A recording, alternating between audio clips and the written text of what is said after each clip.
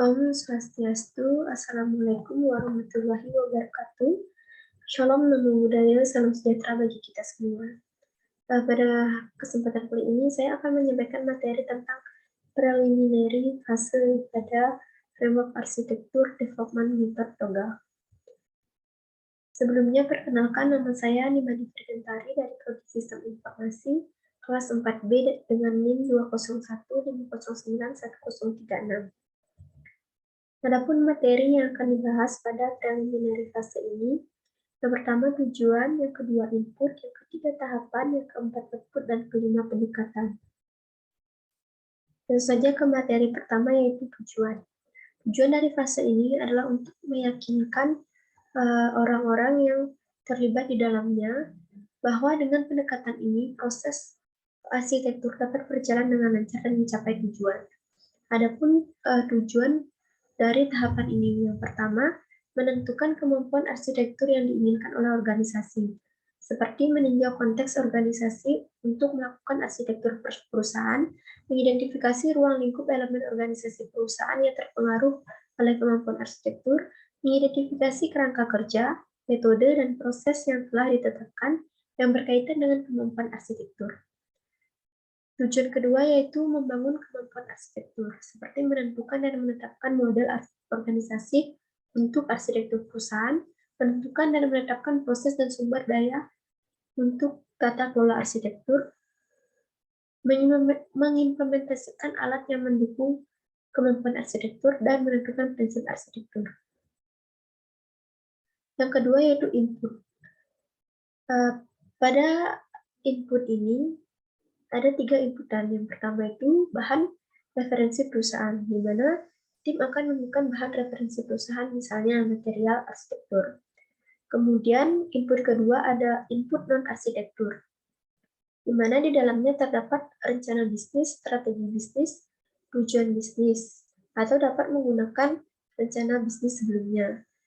Kemudian menentukan kerangka utama yang beroperasi dalam bisnis, misalnya manajemen proyek atau portfolio. Kemudian, tata kelola dan kerangka hukum termasuk strategi tata kelola arsitektur dan kemampuan arsitektur. Yang ketiga, yaitu arsitektur.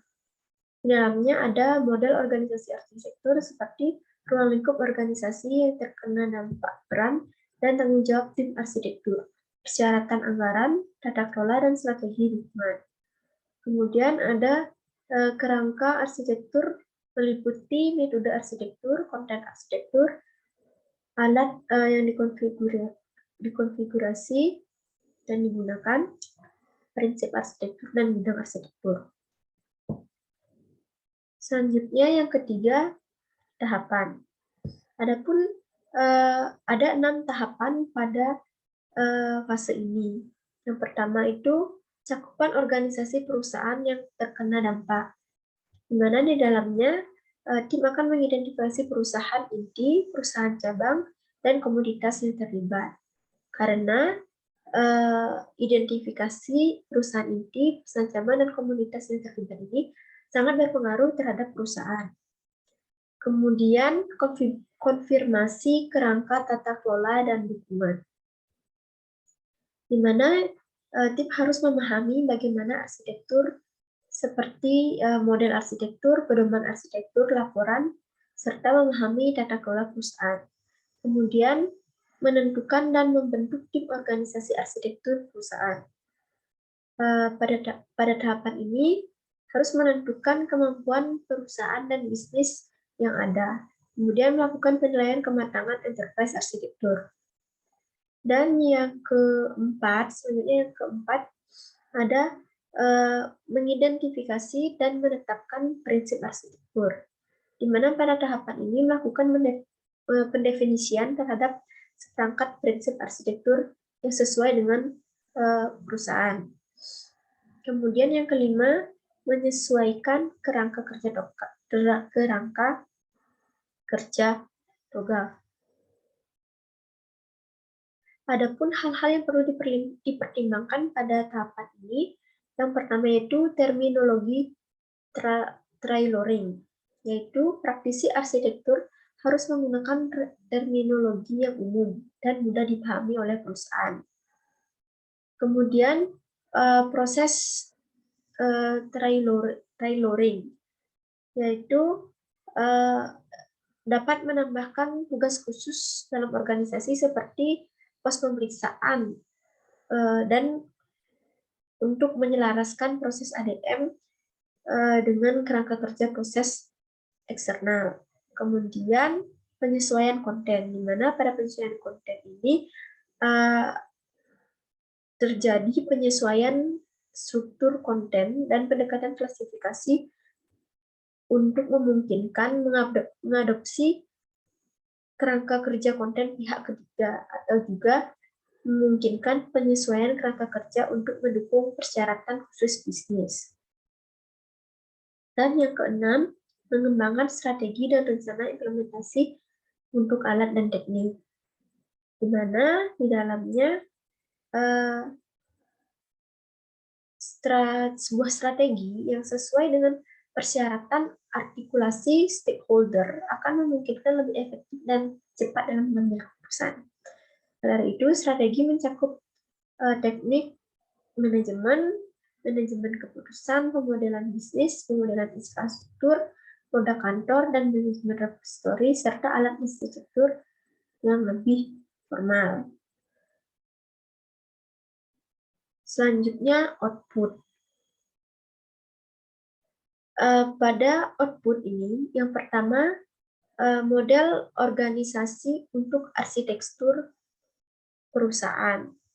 Di dalamnya termasuk ruang lingkup organisasi yang terkena dampak, penilaian kedewasaan, kesenjangan dan pendekatan resolusi, peran dan tanggung jawab untuk tim arsitektur, kendala pada pekerjaan arsitektur, persyaratan anggaran, tata kelola dan strategi dukungan.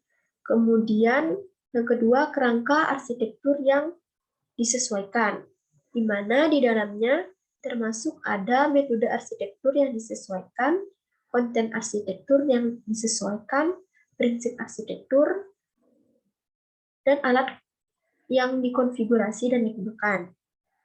Kemudian yang ketiga ada repositori arsitektur awal dengan kerangka kerja. Yang keempat, prinsip bisnis, tujuan bisnis, dan penggerak bisnis. Yang kelima, permintaan pekerjaan arsitektur, dan yang keenam, kerangka tata kelola arsitektur. Yang kelima, adapun pendekatan dari fase ini, yaitu yang pertama, mendefinisikan perusahaan. Pada tahap ini dipastikan untuk memastikan bahwa aktivitas yang dihasilkan memiliki sumber daya untuk dilanjutkan dan mendapat dukungan dari manajemen bisnis, serta memastikan bahwa semua stakeholder disertakan dalam pendefinisian, membangun, dan menggunakan kemampuan arsitektur. Selanjutnya, pada pendekatan kedua, yaitu mengidentifikasi pendorong dan elemen kunci dalam konteks organisasi. Nah, pada pendekatan ini digunakan untuk membuat keputusan yang efektif dan terinformasi. Maka diperlukan area khusus yang perlu dipertimbangkan, yaitu ada model komersial untuk arsitektur perusahaan dan rencana anggaran perusahaan, para stakeholder untuk arsitektur dalam perusahaan, retention dan budaya organisasi, proses yang mendukung pelaksanaan perubahan dan operasi perusahaan, landscape arsitektur dasar, termasuk keadaan perusahaan dan bagaimana landscape perusahaan saat ini. Ada keterampilan dan kemampuan perusahaan dan organisasi khusus yang akan diadopsi kerangka kerjanya. Kemudian, tingkat formalitas dan ketelitian yang akan diterapkan, serta tingkat kecanggihan dan pengeluaran yang dibutuhkan. Pendekatan selanjutnya ada mendefinisikan persyaratan untuk pekerjaan arsitektur. Di dalamnya mencakup hasil bisnis dan persyaratan sumber daya, dan menentukan garis besar persyaratan informasi bisnis perusahaan dan strategi terkait perusahaan.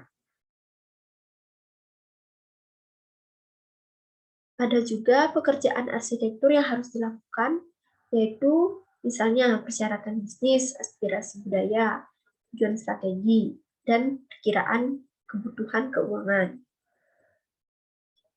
Kemudian, pendekatan selanjutnya mendefinisikan prinsip arsitektur,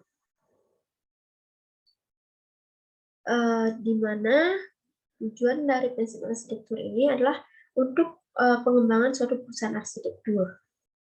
Prinsip arsitektur biasanya sebagian didasarkan pada prinsip bisnis. Prinsip arsitektur juga menyatakan kembali prinsip bisnis, tujuan bisnis, dan penggerak bisnis, strategi yang ditentukan di tempat lain dalam perusahaan. Kemudian pendekatan selanjutnya mendefinisikan framework yang akan digunakan.